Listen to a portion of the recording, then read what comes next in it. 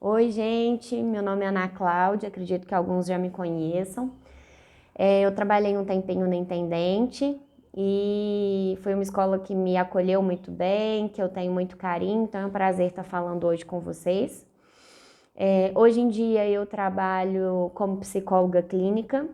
O que um psicólogo clínico faz? A gente é formado em psicologia e a gente atende pacientes que estão com demandas emocionais, comportamentais, psicológicas num todo, né? Então, hoje em dia eu atendo os pacientes individualmente aqui no consultório e eles têm questões emocionais relacionadas à ansiedade, à depressão, ou às vezes a certos comportamentos. Alguns são dependentes químicos, então eu trabalho com várias demandas, né? Tô aqui para responder algumas perguntas e eu espero poder contribuir, tá? A primeira pergunta que mandaram foi: explica o que são drogas lícitas. Bom, as drogas lícitas são aquelas substâncias que eu posso produzir, ou seja, eu posso fazer essa substância, eu posso vender e eu posso consumir. Então, eu posso vender e eu posso usar também. E isso não é um crime, né? Então, são substâncias que são acessíveis às pessoas. Os maiores exemplos que a gente tem é a bebida alcoólica, porque é uma substância psicoativa, né? A gente muda o nosso estado quando a gente faz o consumo. Tem o cigarro e tem os medicamentos, por exemplo, né? Isso são drogas lícitas. Qual é a questão relacionada às drogas lícitas que a gente tem que entender? Tudo que a gente faz o uso errôneo, o uso errado, vai causar algum tipo de prejuízo para a gente, né? Então, a questão das drogas lícitas hoje não é, por exemplo, ela é liberada, então eu posso usar. A questão é como eu uso isso.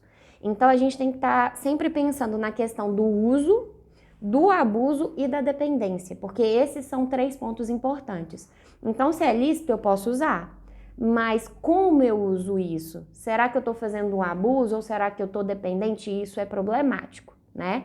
E claro, drogas lícitas também tem a questão da idade para que é liberado, com quantos anos eu posso começar a usar essa substância e por que isso acontece? O nosso corpo, ele não é, a gente já não nasce preparado para as coisas, né? O nosso corpo ele vai mudando ao decorrer do tempo que a gente vai envelhecendo. E, por exemplo, substâncias que são liberadas somente depois dos 18 anos, tem uma justificativa para isso.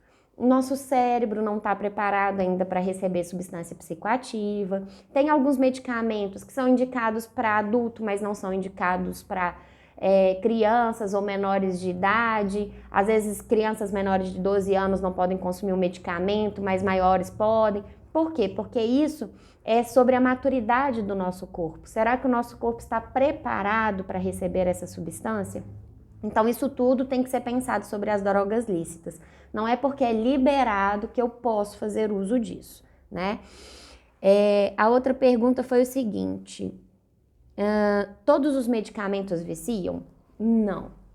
Não, a questão não é essa. Todos os medicamentos viciam? Não. A resposta é não.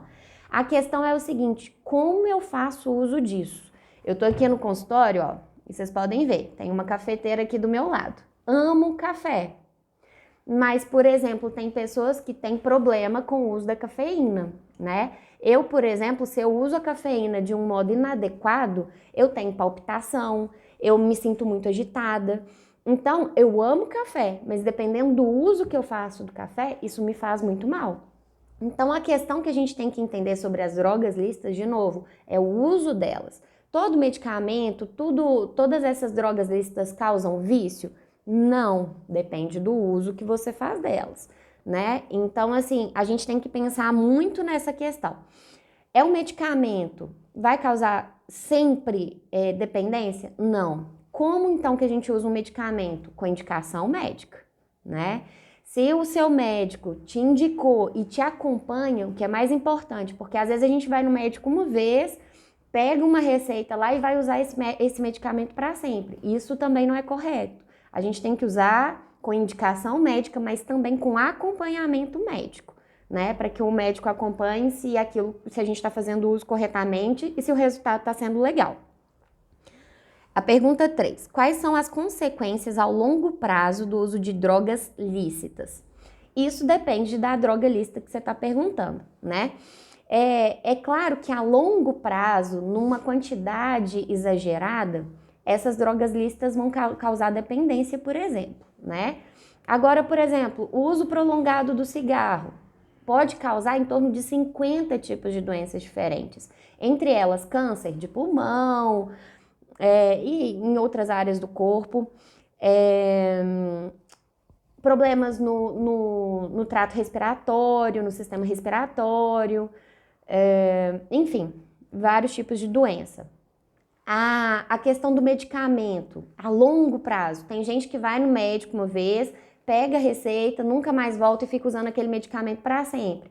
Pode causar vício e também pode fazer com que esse medicamento perca o efeito. Deixa eu ver. Principalmente isso.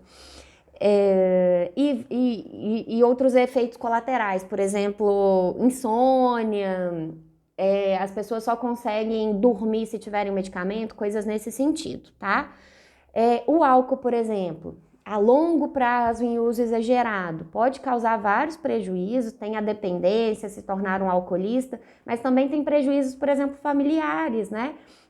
O uso do álcool em excesso, por exemplo, pode trazer prejuízos financeiros, familiares, porque aí a pessoa se torna mais agressiva às vezes, causa brigas na família, então tem vários problemas nesse sentido. Quais os riscos que o cigarro pode causar? Então eu falei, né, existem vários tipos de problemas de saúde relacionados ao uso do cigarro. E se possui algum tratamento para isso? Possui vários tipos de tratamento, né? Existem alguns chicletes, existem alguns tipos de medicamento, mas o SUS, que é um direito de todos nós, ele também oferece tratamento.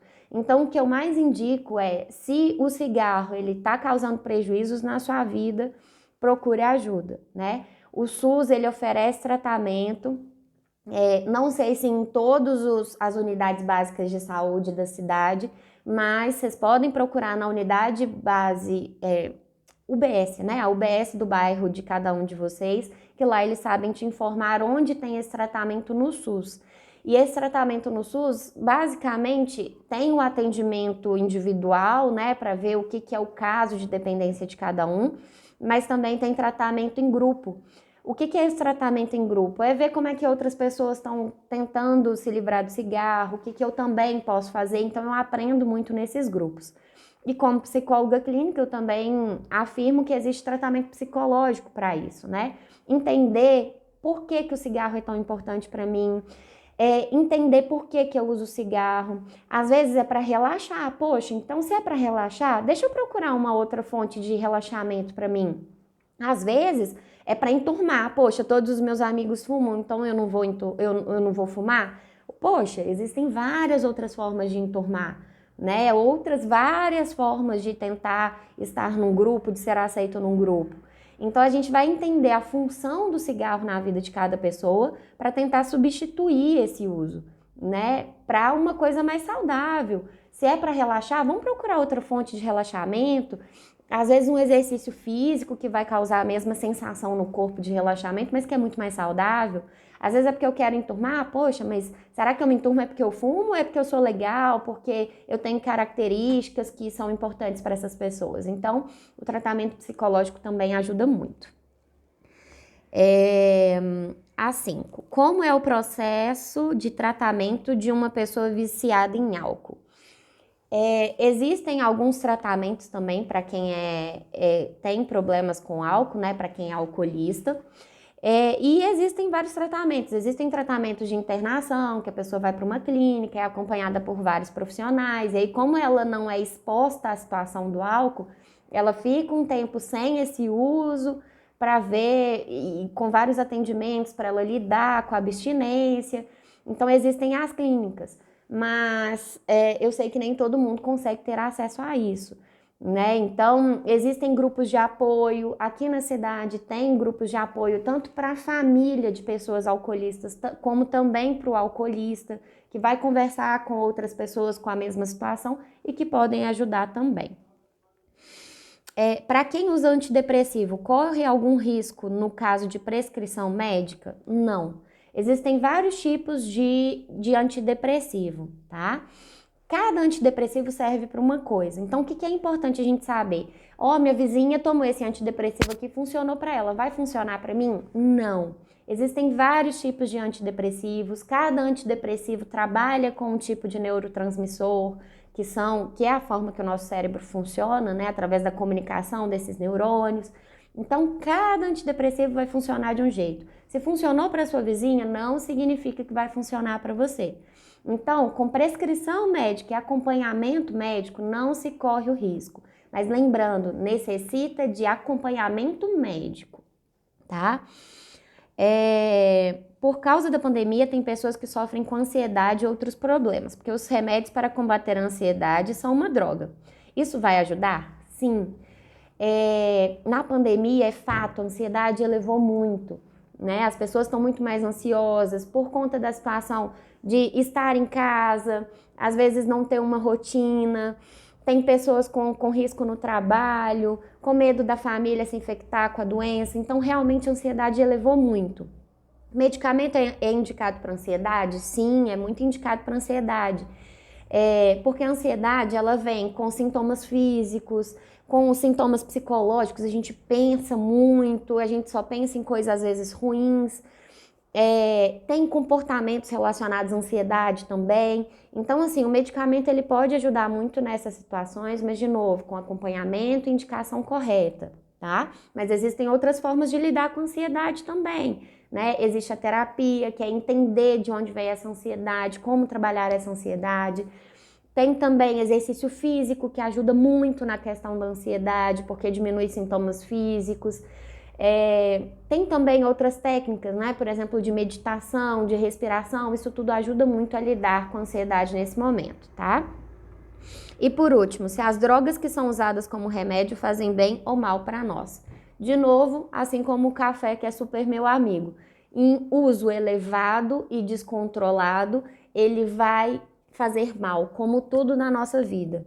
Até coisas que são muito boas pra gente, quando é usado de forma inadequada, vai fazer algum tipo de mal. Então, o que eu gostaria que ficasse muito claro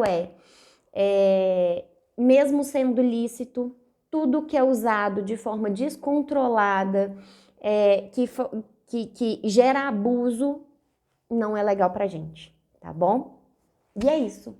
Muito obrigada, foi um prazer estar aqui. Tchau, tchau.